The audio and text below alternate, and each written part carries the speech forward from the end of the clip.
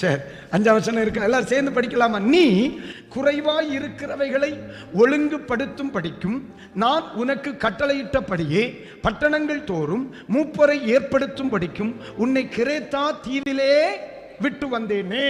அப்ப அப்போஸ்தலனாகிய பவுல் தீத்துவை அப்பட்டணத்தில் விட்டு வர காரணம் என்ன?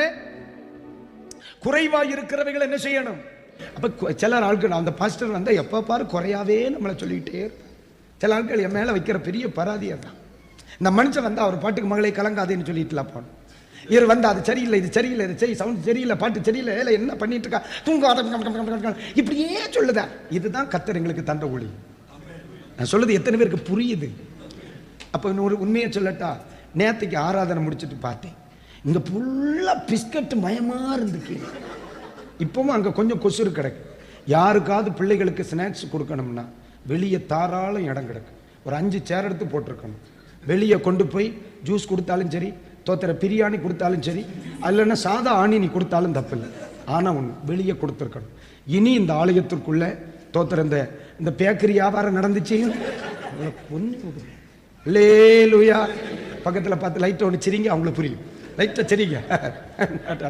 எவ்வளோ அழகா கத்தர் ஆலயத்தை தந்திருக்கார். உள்ள என்ன வியாபாரம் நடக்குது கத்தர் விசுவாசம் பாருங்க. சில சபையில் அப்படித்தான், கூட்டம் முடிச்ச உடனே அவங்க எல்லாம் போயிடுவார். பாஸ்டர் ஒன்றுன்னா எடுப்பார் டிப்ஸ். ஒருவேளை அந்த வாரத்தில் அதுதான். ஏன்னா 7000 பேரை 5000 பேரை போஷித்துட்டு ஏசு என்ன சொன்னார்? மீதமாக இருக்கிறவைகளை என்ன செய்ய. நேற்றுக்கு அந்த அடிமை பிறக்குச்சு. ஒன்னா எடுத்துட்டு இருக்கிறான் பெரிய பீஸா பார்த்து. சாப்பிட்டானா தூர போட்டானான்னு தெரியல. என்ன ஏசு வசனம் வெளிப்படுது இல்லைங்க. இப்போ கீழே இருக்கிறது ஏசு என்ன செய்தார்? மீதமானதை என்ன செய்யுங்க, சேகரிங்க. நேற்றுக்கு அதே மாதிரியே சேகரிச்சாரியா. அப்பமே தீர்மானிச்சேன், நாளைக்கு வச்சிருக்கடா. அல்லேலூயா.